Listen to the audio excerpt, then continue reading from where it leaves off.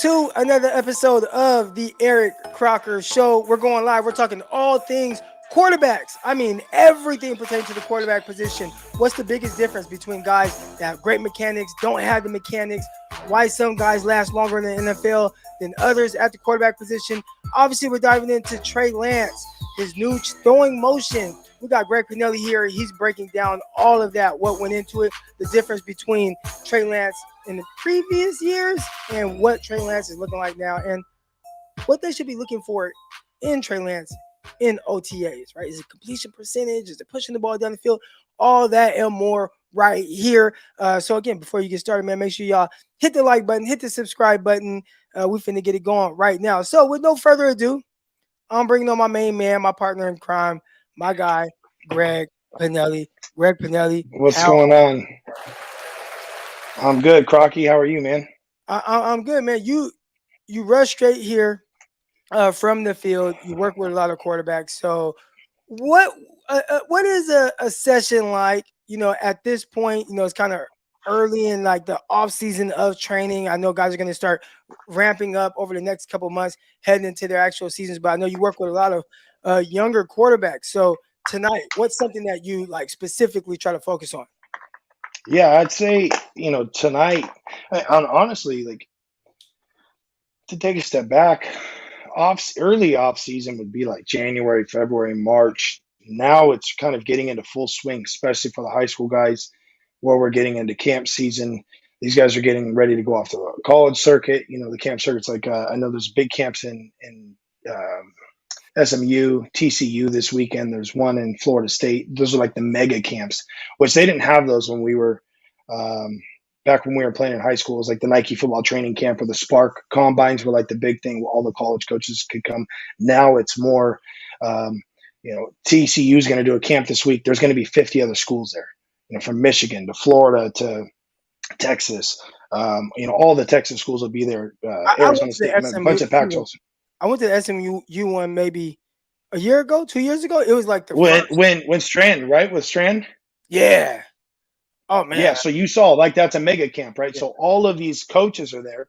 And so now the last month or two is trying to prepare these guys for camp season, what they're probably going to be going through, what kind of questions, being confident, making sure you're jumping in line, getting your reps, being dialed in, mechanically with your footwork, doing under center drops, doing out of gun drops. Everybody wants to do these.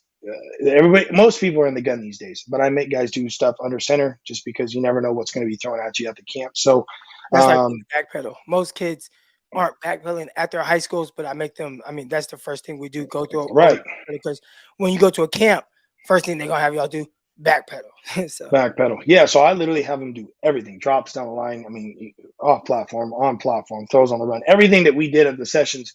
Last year when I was doing those sessions, it was kind of that, but obviously at an accelerated pace.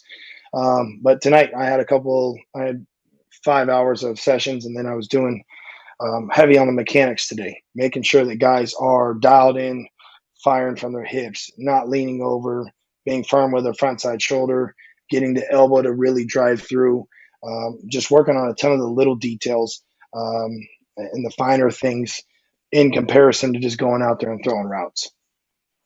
Awesome stuff there. We'll continue to kind of dive into mechanics as the show goes on, especially as it pertains to Trey Lance. But I want to start with a different angle.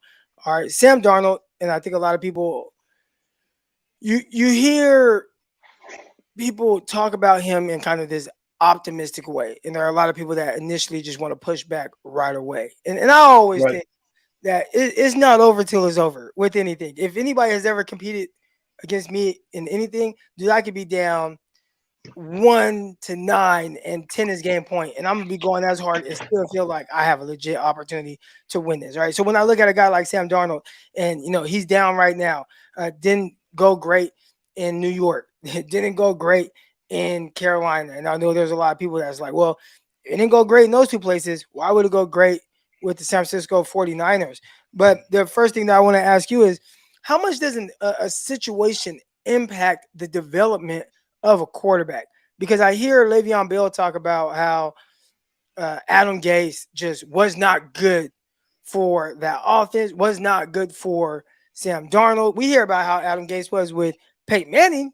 Obviously, getting Peyton Manning at that point when he's playing with the Broncos in comparison to getting a young Sam Darnold straight out of college, like 20 years old when he's drafted. Like there's a drastic difference there. So it seemed like he wasn't quite able to develop him. So I want to ask you, how much does that kind of either stunt or help like the growth of a young quarterback that's not in the greatest of situations for him? I think it goes back to, I mean, history kind of shows how those circumstances usually play out. It seems like every single year, guys are tossed in the fire. Look at the Browns. How many years and how many quarterbacks did the Browns take until they kind of found a dude, and then they moved on from him, obviously in Baker Mayfield. But it's like, they were getting Heisman winners. They had Brady Quinn. They had, Colt McCoy. I'm not saying those are, obviously Heisman winners, but they were getting dudes year after year after year after year. Like this was going to be the answer instead of building a team around them. And so that's a prime example. Like you're tossed into the fire without dudes around you. Are they going to be the same as a Brock Purdy? Like if Brock Purdy was on the Texans last year, would Brock Purdy have been the same quarterback on the Texans as he would have been on the 49ers? Probably not, right? Well, So I want like to ask you why. Like what do you think? just from a talent perspective, I mean, look at what they have. Look how good the team was. Look how well they were coached. Obviously, not great if they got a new coaching staff. The talent around them, do they have the right pieces to the puzzle? And then on the flip side, you got the 49ers where they have a team that's ready to win now. So I'm not saying it's plug and play, but there's a lot of other moving pieces that are moving together versus the Jets when Darnold was there, the Panthers last year, the Texans, the Browns historically.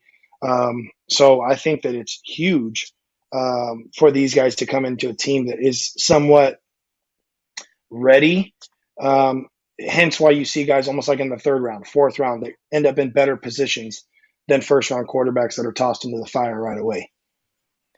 So I think, just Darnold being in that situation with the Jets, it wasn't great. It just wasn't. That's why they ended up getting a new staff. That's why their team is completely different. Look what Saul has done with their defense. Now they have Rodgers. I would anticipate a bunch of changes coming, but it's not the same team that Sam Darnold was playing for. Look at the Panthers. That wasn't the same team that Cam Newton was playing for when they went to the Super Bowl, right? So just two completely different situations. But then you go into the Niners where it's like, okay, well, now you have a great offensive staff.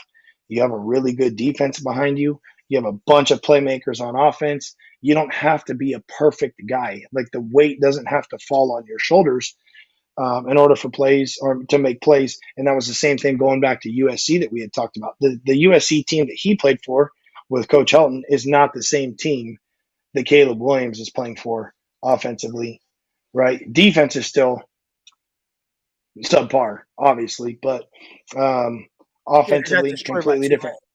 Yeah, like they're buns, right, on defense. Just fact of the matter.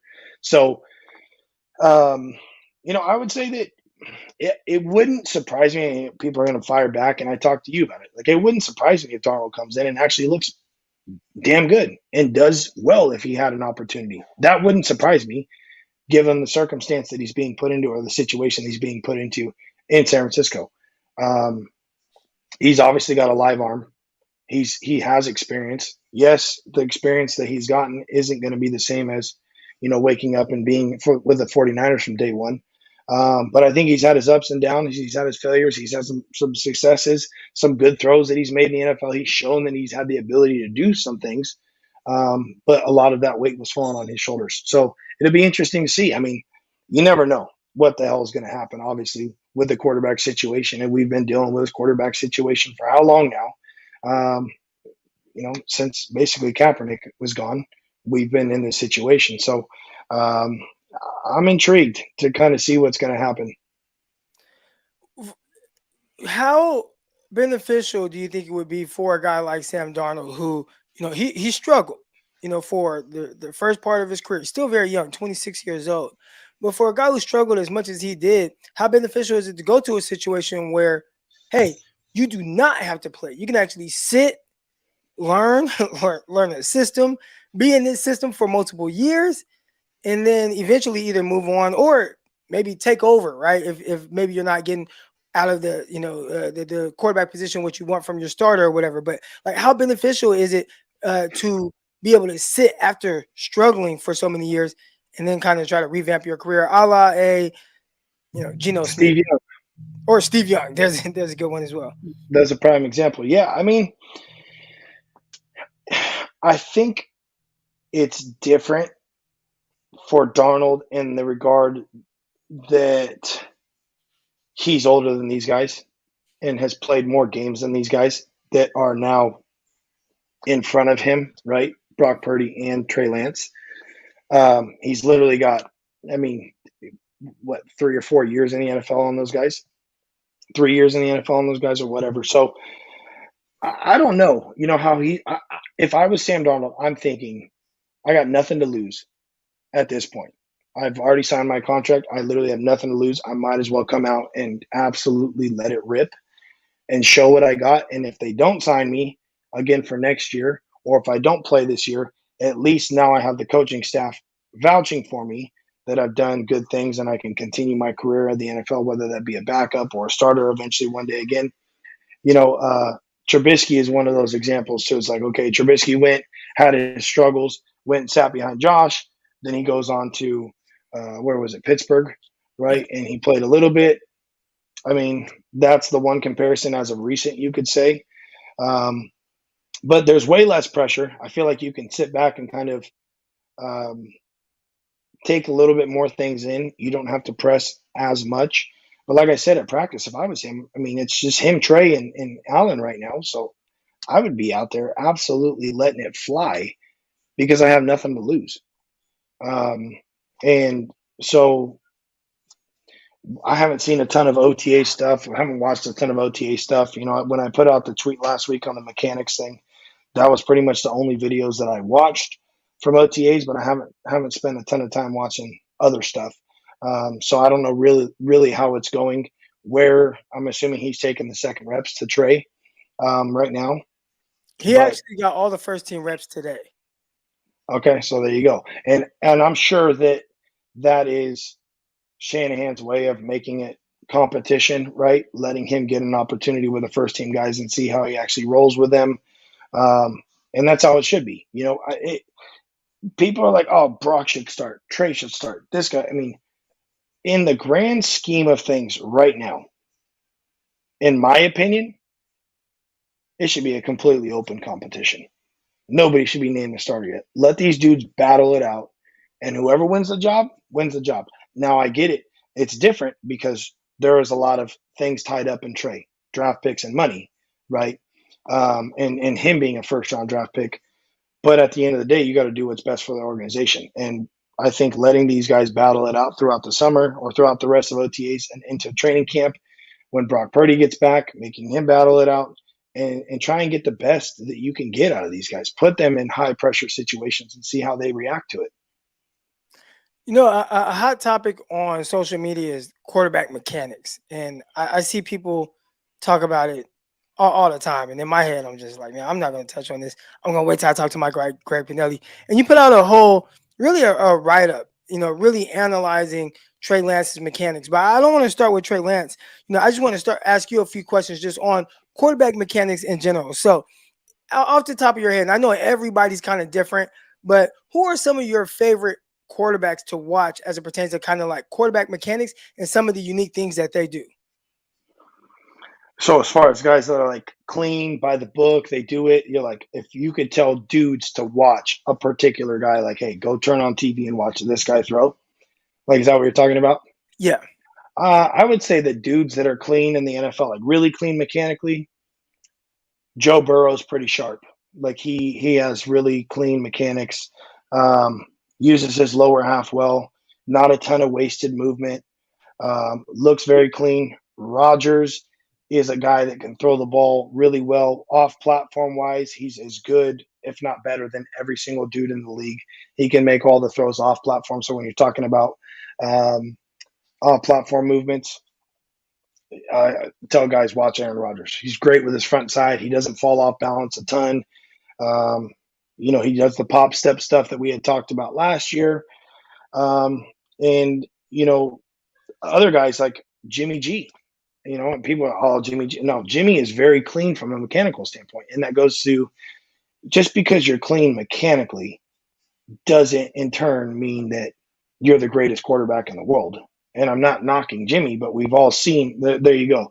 Overrated as long as you can get the ball out quick and accurate. Like Jimmy, that was Jimmy's forte. Got the ball out quick, pretty accurate for the most part. I would say historically he was pretty solid with it. He didn't use his lower half a ton, later on in his time with the 49ers. I thought last year he did. But from a hand speed perspective and in using his body overall, getting his front foot in the ground quick, super clean. Drew Brees, another guy that was always super clean mechanically. But then on the flip side of it, you got guys that are a little bit more unconventional from a mechanic standpoint, and they're just great throwers of the football, great athletes. Patrick Mahomes, prime example. Josh, prime example. Those guys are a little bit more athletic with their throws.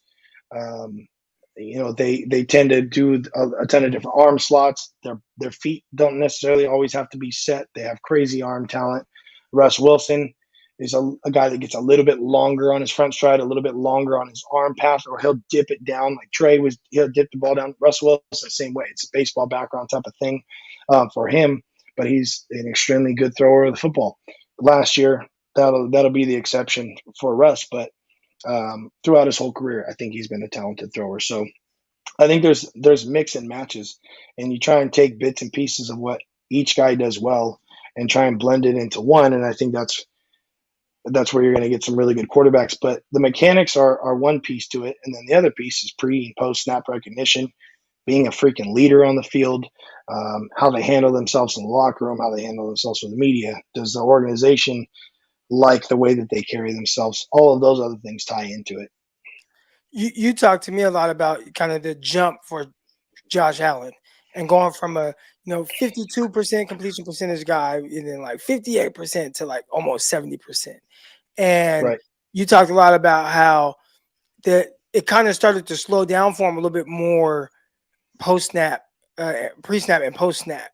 And then that started to kind of help some of the other things clean up, like the footwork, etc. So can you kind of expand on that a little bit more for some of the people that don't quite understand how starting to understand things from the mental standpoint and the game slowing down can help you in turn with your mechanics, maybe not rush things as much? I think that, when you come from college, especially when you're in an offense, let's take Justin Fields, for example. When he was at Ohio State, they got the check with me system. Caleb Williams says check with me. And what I mean by that, it's like they'll get up to the ball, they do their cadence, like, oh, boom. And then what do? They look to the sideline. Coach gives them a hand signal, they hold up a sign, whatever. They might audible. Well, the coach in the booth is audibling it through the headset down to the sideline. They're getting hand signals. They change the play, send it in.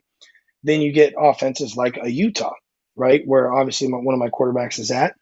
And those guys over there at Utah, it's more pro style. They'll give 2 play calls into the huddle. They huddle up, 2 play calls. They get the first one for this type of defense situation, and then they'll give the alert and then the second play call. So they'll literally do 1 play call, alert, second play call. So they get up to the line of scrimmage, Do guys ever which get is how it is. Because I got short What's that? attention, and I feel like I'd hear the second play, and I'd just start running all kinds Yeah, of. like they do. And that's part of the thing when we're talking about like quarterbacks. It's not just getting up there and throwing the ball. Like there is so much more pieces to the puzzle, and same for the offensive lineman. So they'll give a play that might be a pass play, and then there's a whole completely different pass play. So one might be built for a 2 high safety look, and then the other one's built for a man look with pressure. So they get up there. They have to recognize through maybe motions or through pre-snap read and watching film, okay, well, this safety looks like he's in this spot. This guy's leveraged here. No, they're bringing pressure. So now I say alert, alert, alert, or kill, kill, kill. And that gives everybody on offense the notice that, hey, we're moving on to the second play. Then I get up there, kill, alert, wide 80, so go, boom, and then they snap the ball. And everybody should know that you were on to the second play. So that alone, learning a whole new playbook, being able to process information, being able to process things at the line of scrimmage in 15 to 20 seconds, that's a lot, man. I mean, it's not easy. And I think that it's good for quarterbacks to come into the NFL and not be thrown into the fire, not have to learn those things right away, um, and have an understanding of what the coaches really want. Um, if a guy's in the NFL already running a similar system, it's not as bad. Like Jimmy, when he came over from the Patriots, Jimmy had run a West Coast type of system, came over from the Patriots. He sat for a week, and then Kyle started throwing half of a playbook or a quarter of a playbook at him, and then they just try and build it on from there. Real quick, So really, do you think that Kyle comes off to me as very tight? Like it feels like his handling of his quarterbacks is very tight. Like he wants things done a very specific way. But when you see, Jimmy Garoppolo come in and have some of the success that he didn't throw a ton of touchdowns or anything like that, but just the way he was very efficient, moving the rock. I mean, he was number one in a lot of different statistical categories after those first 5 starts, like most yards per throw, most yards per drive, most points per drive, most points, like all that stuff was like, he was like number one, right? Do you think that Kyle, and we saw that something very similar with Brock Purdy as well, like top of the league in a lot of different stats. The more Kyle kind of gets his hand on, and then he starts to throw stuff at them, because that's what you just mentioned, kind of throwing more at them. Do you think that kind of like hurts his quarterbacks a little bit? Because it seems like the longer they're with him, the tighter he starts to get, and then the more it's like, gosh, I can't really mess up, and then okay, he's throwing all this at me. Do you think that kind of slows them down a little bit, as opposed to just go out there and play? Because that Jimmy G you were talking about, he came in half a playbook, doesn't even really know this stuff as much, but man, he's firing. He looks so confident. Then he starts to look he like didn't skip a beat, man. Yeah, you know, it was like the Josh thing that we talked about in Buffalo. When Josh came into the league his first year, he was trying to be something that he wasn't always, and being this pocket passer and playing up tight. And then finally, year 2, he loosened up, and then he just starts playing the game that he knows how to play. And then now we see the athlete and the quarterback that he's become in the NFL. I think, yeah, you got to unravel the reins a little bit, give them a little bit more from time to time, and let them go with it. And then when they screw up, okay, now I got to reel it back in just a little bit. But with Jimmy, it was interesting because I don't feel like he ever got enough consistency within the offense, because he played, then he was hurt, then he plays, go to the Super Bowl, then he's hurt, then he plays, he gets hurt a little bit, then they go to the NFC Championship game, then he's hurt again. It's like, shit, there's no consistency. It'd be tough for anybody to go bounce up and down from that. But you put the right pieces to the puzzle, which they have offensively. Now it's just little things. It's coming down to the little things with these guys, with, routes and blocking. And I feel like a lot of the plays are dialed up in good situations for them to be successful, especially us watching the film every fall. Like, I feel like they're put in a good situation a lot. There's just little things that are holding them back here and there. And eventually it's been the death of the 49ers over the last 3 to 4 years. But ideally, I would like to see the quarterbacks come out and not be held back. Like, you got to just let them go and figure out who they are. Otherwise, they're going to play uptight. And like you said, once they do unravel he just lets them go, and they start making the mistake, now they're scared to make the mistakes because they don't know what's going to happen. Because Trey's on Brock's ass, Brock's on Trey's ass, Sam, whatever. Everybody's in the mix, instead of just sticking with one dude and rolling with it and seeing what happens. I think some of that is going on right now. I read my guy Grant Cohn. He puts out an article, and he's kind of been giving his perspective on the quarterback situation. And one thing that he mentioned was, a lot of check downs from these guys. And he wondered, and I actually don't want to butcher his quote, so let me actually screenshot it, and I'll tell you exactly what he said here. All right, but he said, I wonder if the nature of this competition will cause both quarterbacks to throw lots of short passes so the media will praise them simply for completing throws. If that's the case, this competition will produce two losers. And essentially, what he's saying is, you know, you can't play it safe right now. We got a bunch of dink and dunkers on this damn team. Well, I've been hearing that, but Oh, shout out to who put that out? Was it Ryan that put that out there? And he's yeah, catching flack from everybody here and there. And yeah, we talked about like that. even Kurt Warner That's commented on it. Trey Warner. Like everybody got into it. And we talked about it a little bit on the pod with you and Peacock. But um, yeah, like everybody's definition of dink and dunk is going to be different. That would be the dink and dunk right there. Definition, in my opinion, right? You're going to bypass maybe some throws because you're nervous to screw up. Don't want to mess up and coach say, screw it, so and so's getting the reps. Like you're not in college anymore. You know, you're not competing with five other guys. Like the reality is there is two guys right now in training camp. One or the other is going to end up taking the one reps. Brandon Allen, I mean, he might get tossed into there because apparently, from what I've heard, is he's throwing the shit out of the ball. But again, Brandon Allen probably doesn't have nothing to lose. So why not show what you got? Air that damn thing out. What's your famous quote? Air that hole out. Yeah, why not? Like literally, let it rip. You got the You have quarterbacks that can nothing. do it. I mean, because I'm talking about Trey Lance and Sam Darnold. Like those guys can. They can make those shows. They can do those things that some people say, oh, Jimmy wasn't capable of doing. They do have stronger arms than Jimmy. They have stronger arms than Brock.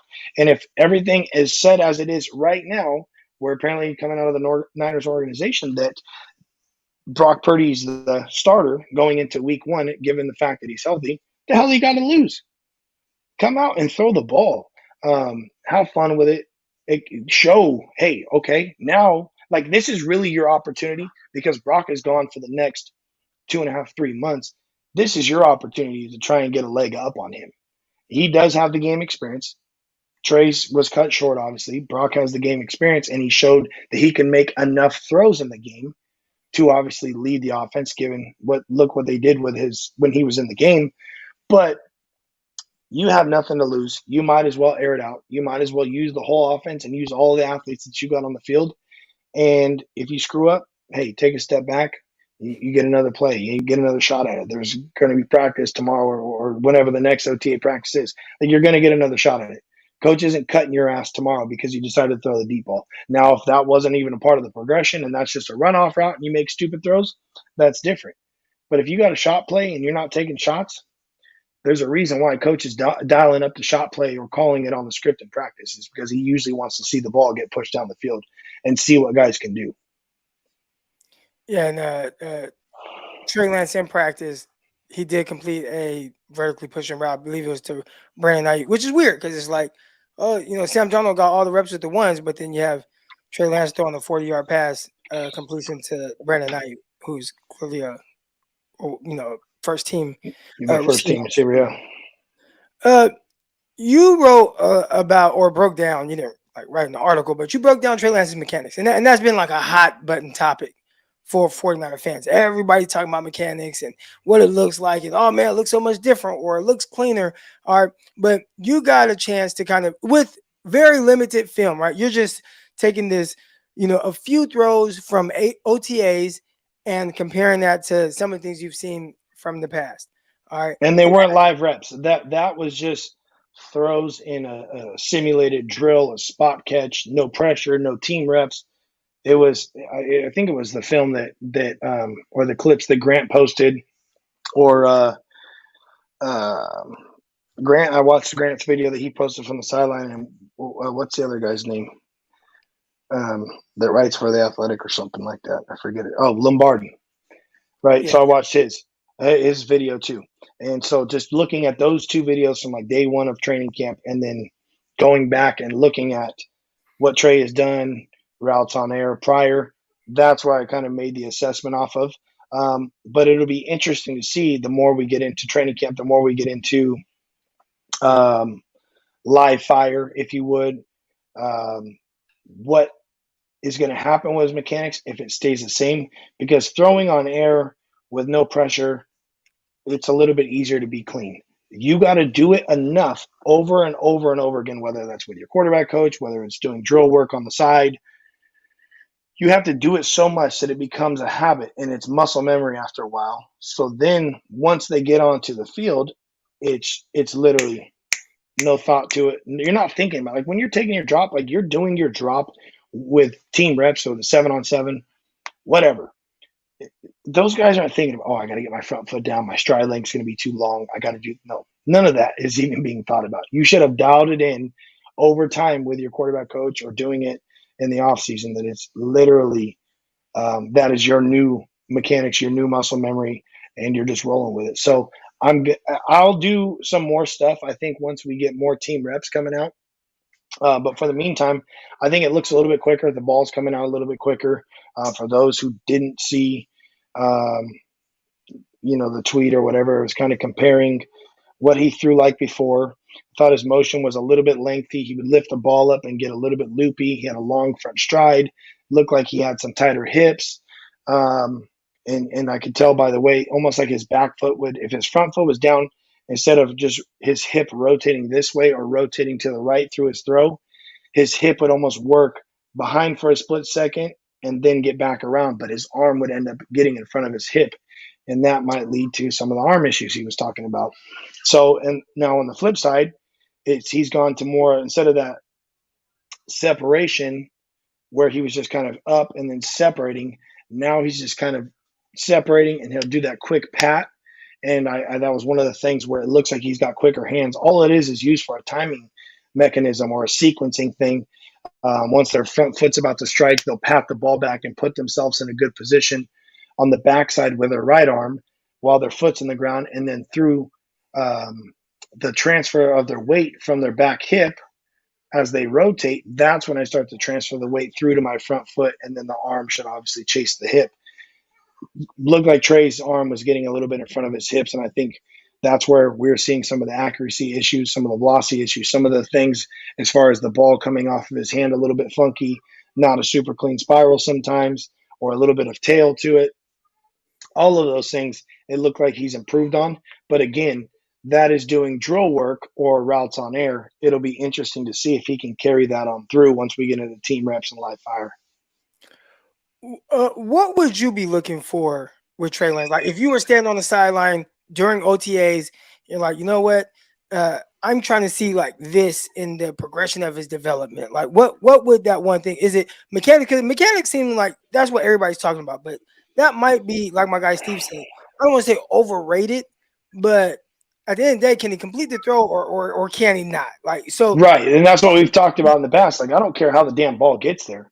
Just get the ball there, right? Like, what's so many people, and I'm a quarterback coach and I train guys on their mechanics all the time, and it's to get them so clean. And college coaches now are so fixated on how guys look mechanically, and they're supposed to look a certain way versus what is the end result?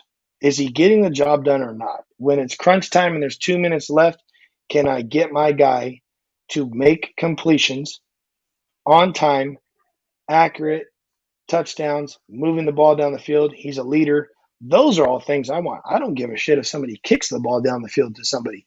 Like, I don't care who's playing. And we've talked about it before. It doesn't matter who's the quarterback for the 49ers as long as they're winning games, right? And I think that fans should feel the same way.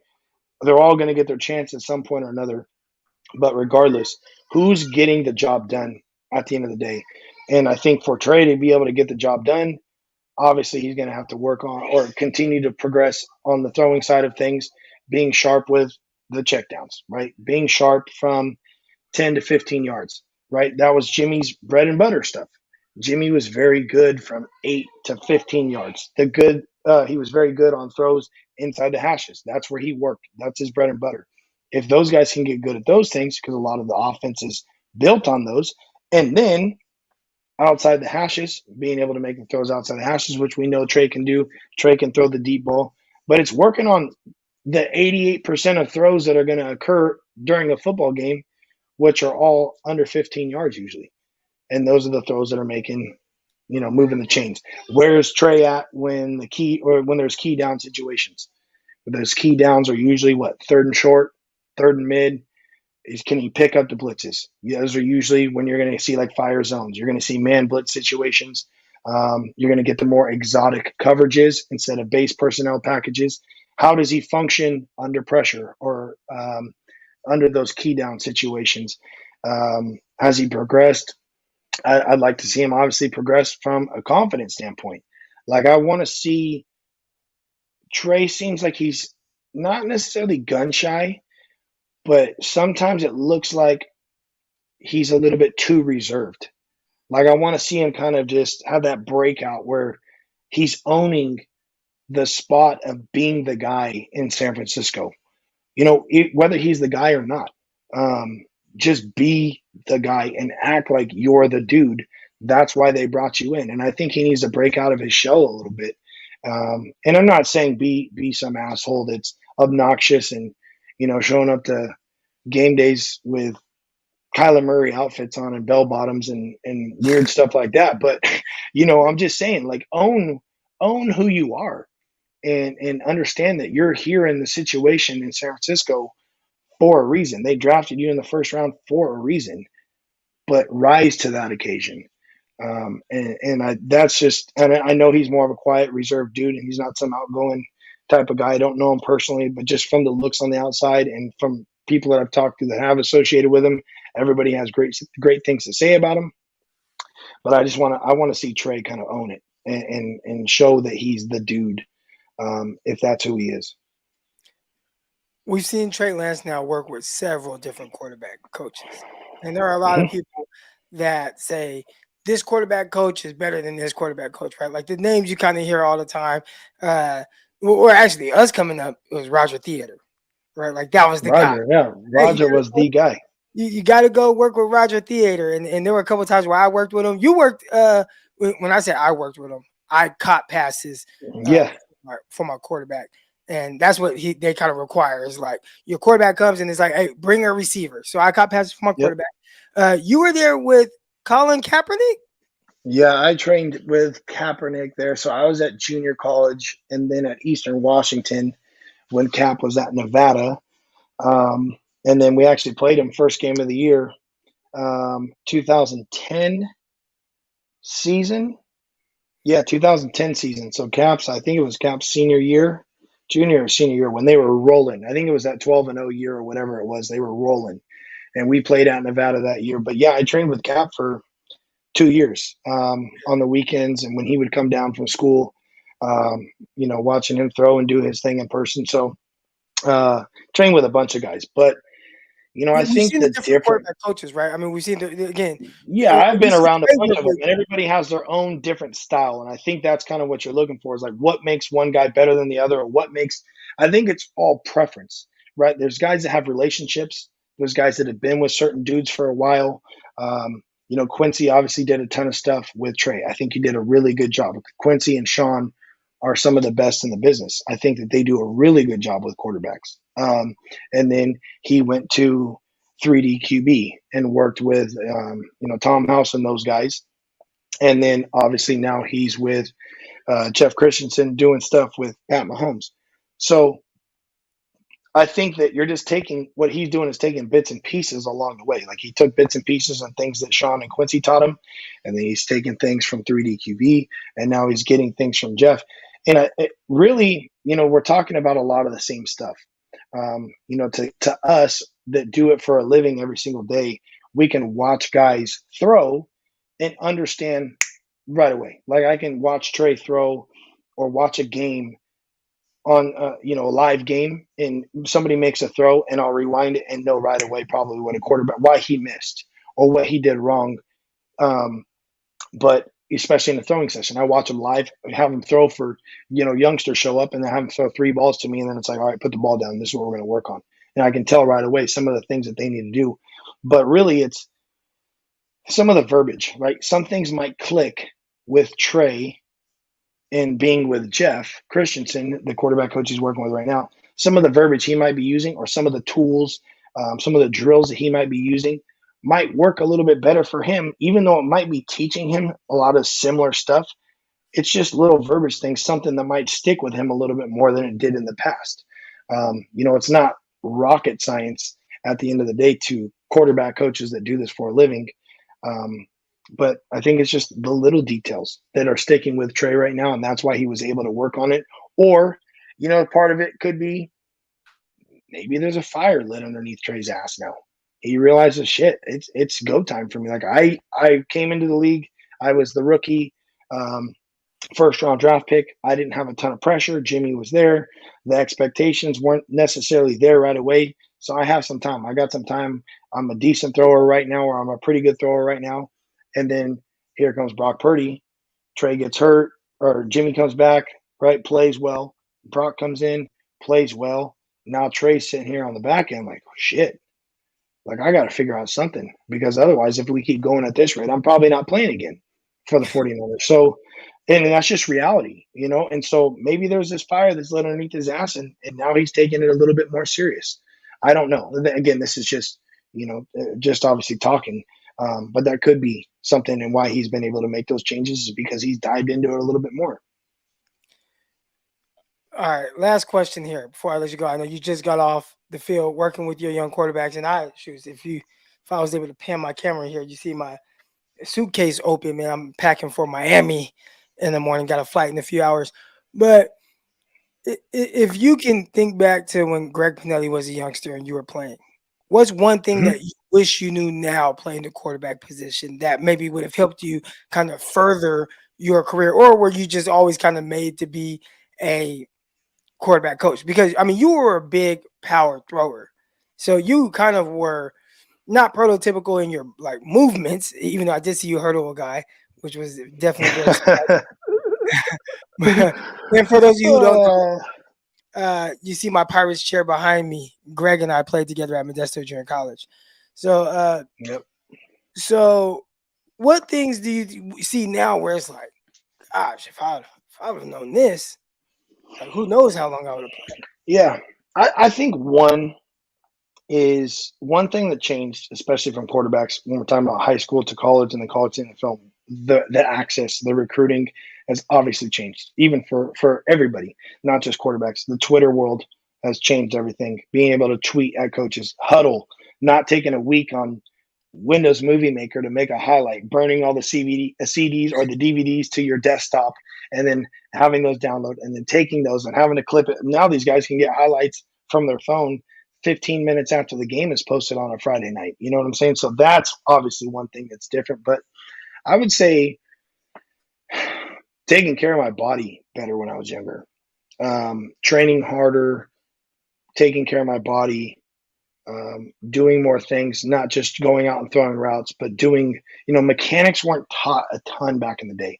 Yes, a little bit, but not to, they've evolved, they've changed. There's more tools out there now. There's more availability for understanding knowledge, but I was a good thrower of the football. My mechanics were definitely not the cleanest. I was definitely a lot lower in my release. I played baseball my whole life, so similar to like a Russell Wilson, similar to Josh's, similar to Trey's, even when it would go back a little bit further. But I would say overall is having an understanding of an offense. I was good with the offensive playbook, but having an understanding of defenses, being able to read and recognize on the fly, and spending more time on coverages and leverage points to look at and keys to look at on defenses, rather than just looking at the safeties. Okay, we got two high, we got one high, or we're going to motion them and we got man. Well, why are they running man in this situation? Why is that guy playing in this area in this defense? And why are his eyes to number one or to number two?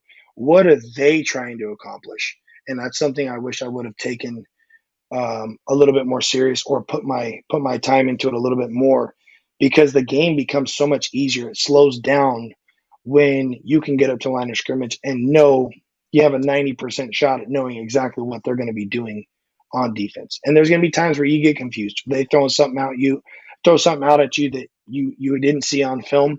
And you know what? You eat it, you throw it away, whatever. And then you go back to the sideline.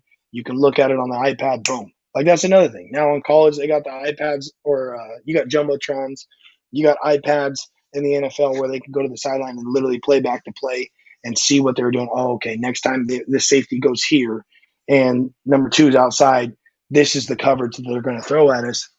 It's a lot different these days. But yeah, I would say definitely being more confident in understanding and doing the right things from the film room perspective. Not that I neglected it, but just diving into it deeper. Yeah, I think for me, probably the same thing, like just having a better understanding of how to really play just different coverages so that the game could slow Hmm. down for me because I just wasn't the fastest guy. Or just understanding how to train better as well. I remember when I was with the Jets and it was the off season going from OTAs to training camp, and there was this guy, and he's like, "Yeah, man, come train with me out in Tracy." It was like just this one guy that did sports training, and I want to say maybe he trained James Jones as well. And he was like, "Yeah, just like $150 a week." And it's like, I ain't got $150 a week to give you. You know Right. what I'm saying? And it's like, but that was Right. that was the only option between him and then I think after that time, heading into the Arena League, I ended up being the number one overall pick, and I called our guy Brett Butler. He was one of our teammates. Greg Brett owns sweet gym now. He's doing his thing out there in Modesto. I think he won like best training Yeah. facility. 209, best facility in the 209 or something like that, like year Yeah, after year after year. He yeah. kills it. Brett's the dude, man. Yeah, no, he's killing it. Great, smart guy. But I got with him, and he worked with me on some stuff. But it's just funny how much you talk about quarterback mechanics and how much that's improved over the years. But man, I mean, as an athlete, I could only imagine with how competitive I was, how much better of an athlete I could have been because I wasn't the most naturally. When I say natural, I mean in comparison to the average person, I was very naturally gifted. But in comparison to like the 1% that's in the NFL, I was very average. Yeah. Yep. Uh, but yeah, I could have really helped myself a whole lot. We're gonna get out here in a minute. See if there's any questions here from the chat. If you guys have any questions on mechanics, fire away. For the record books, I want to be known that I've been saying if Purdy starts week 1, we will lose at least 7 games. That's from Niner Gang Tay. And I'll say this, Niner Gang Tay. I mean, I don't think Brock Purdy has shown us anything that says he's just gonna lose 7 games in the season. I mean, he played well. Um, I felt like he was in great situations in the sense of his clock being slowed down because the defense played very well during that time. But then when the defense didn't play well, like against the Raiders, I thought he showed up and made really timely throws when he needed to that resulted in the win. So saying that the 49ers would lose 7 games with Brock Purdy is something that I definitely would not predict happening based on how I saw him play. Now, I also am the one that just said I feel like the longer Kyle's around some of these guys, they start to get a little tight because he's so tightly wound. And that is something that potentially can make Brock Purdy take a step back. But if he continues to play as loose as I felt like he did last year, I don't see a scenario where the 49ers lose 7 games with Brock Purdy at quarterback.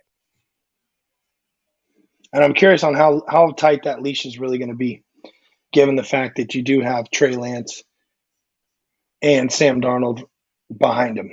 I would like to think that it's going to be a little bit tighter. They lose 7 games, or they lose. I mean, if the Niners went 10-7 this year, I don't know what people are predicting. Right, it's just all predictions and hearsay at the end of the day. I think a 12-win season would be good for them this year. Um, I think 13, 14, whatever, anything more than that, I think would be a phenomenal season. But I think 12 games is doable for them. Um, but the biggest thing is it's not who's necessarily playing quarterback, as we've seen at this rate. It's are they going to be able to make it more Right. than 7 freaking games or 8 games? And that's the biggest question. And so I don't know, man. I mean, I think that both of them have a ton of abilities. I think that we haven't seen a big enough um, picture of Trey yet in the NFL to make a determination on whether he's good or bad. I don't think that, even with Brock, 8 games, yeah, it's 8 games. I think that he's earned the right to probably be the guy. But given the fact that you have Trey right behind him and you drafted Trey, let them both go at it. Let all of them go at it and see who's you're going. I feel like you're only going to get the best out of every single one of those guys being in a high pressure situation. And God forbid it doesn't work out. Hey, next guy up then. Right. Here we go. And last question here. When training camp comes, what is going to be the straw that breaks the camel back on who will win the starting job? What will be the deciding factor? What do you think? Let's say all quarterbacks. All quarterbacks are You're saying open competition because open apparently at the start competition. of training camp, Yeah, open apparently at the competition. start of training Everybody's camp, healthy. Brock is supposed to be the guy. So like if Brock's not healthy, then I would like to think that it's going the next two. But let's say that it's open competition.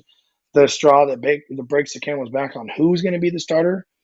Um, it's taking politics and taking other things out of it. I think one, who's going to operate Kyle's offense the most efficiently, who's going to limit the most mistakes, who's going to show that they're capable to operate on the fly, off script, which we saw a lot of Brock doing when he was in the game this past year. Being able to extend plays, and who's going to be the biggest leader, who's getting the team to buy into them, and making sure that when they step on the field or they're in the huddle, that they can look at the dudes and they have the confidence in that guy that he's going to be the one that leads them down the field. And coaches talk to the players. Kyle's going to talk to the receivers. Kyle's going to talk to the linemen. He's going to talk to the running backs and say, hey, how's so-and-so doing? How is he in the huddle? How does it feel on the field with him? And they want to make sure that the right guy's in the right spot at the end of the day.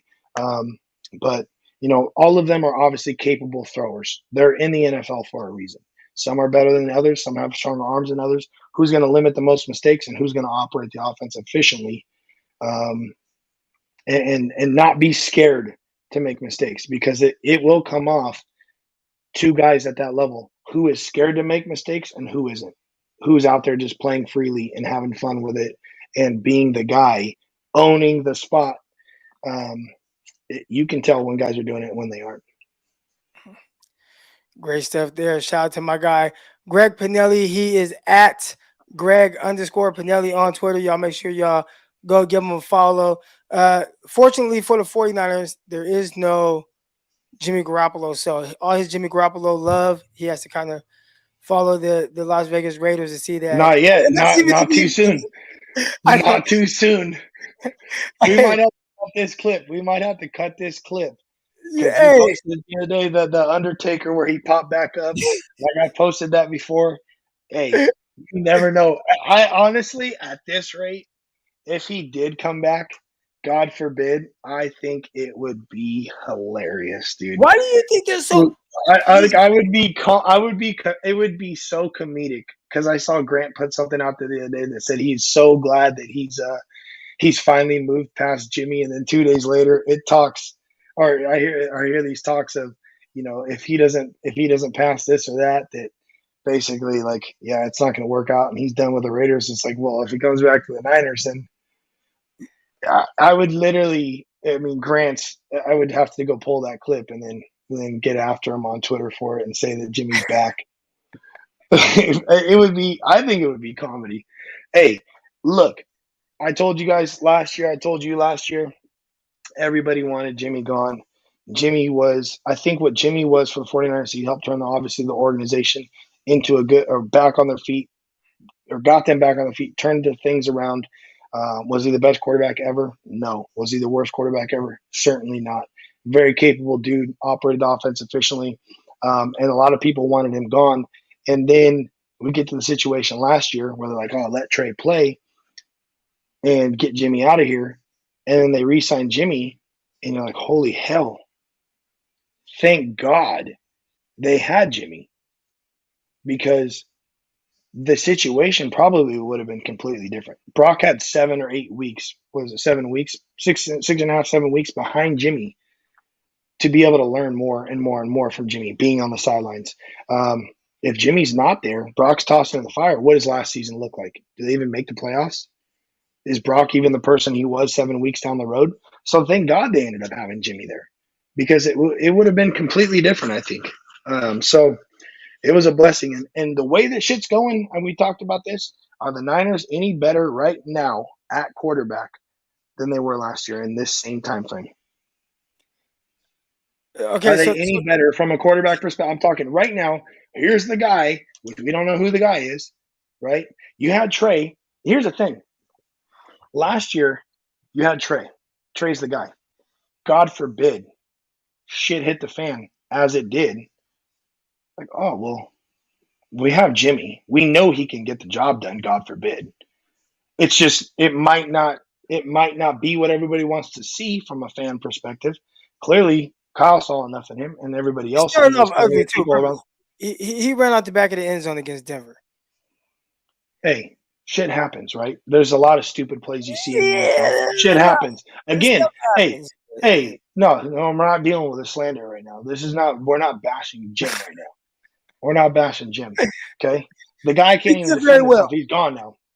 He did He very well. did. What he had to do. But And was playing his best um, football right before he got hurt. he was. I mean, the Denver game again. We talked about that. Like he got tossed in the fire, straight up tossed in the fire. He wasn't even running plays and training. He's off to the side of the damn field, getting Behind video the sessions. field. He is behind Probably trying out like video sessions, trying out for other teams on video, basically throwing a football, and then goes in, boom, you're into the game in Denver. Here you go. Denver's defense was very solid, obviously.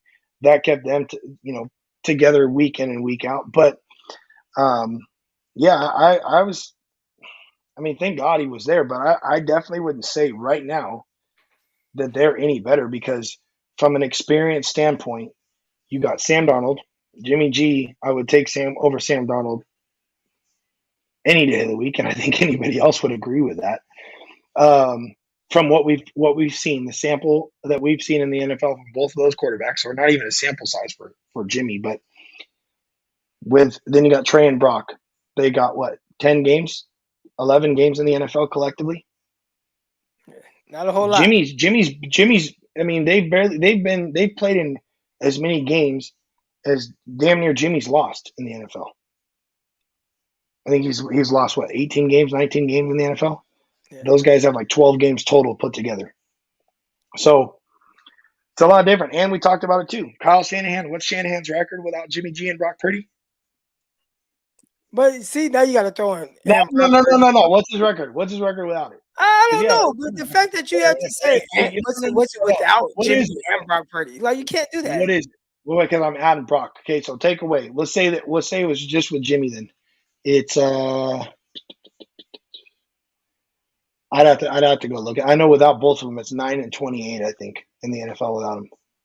That sounds about right. 9-28. I feel like there's more wins than that. No, without them, but he had Nick Mullins, and he had what's his name? Yeah, but Trey probably on paper is credit for 2 wins, and then Brock Purdy, however many wins he got, and then Nick Mullins won a few games. I know Better won. I heard that somebody put it out there the other day. It was 9. They said 9-28 without Jimmy G and Brock. I know everybody on Twitter. I know everybody on Twitter and all the content creators are. If you miss up on one stat, they're up your ass about it. So it was one of those guys that put it out there. Somebody had put it out there. You guys can fact check it.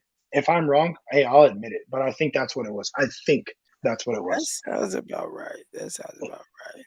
Yeah. So it's not ideal. Honestly, I mean, I don't know what's going to happen, dude.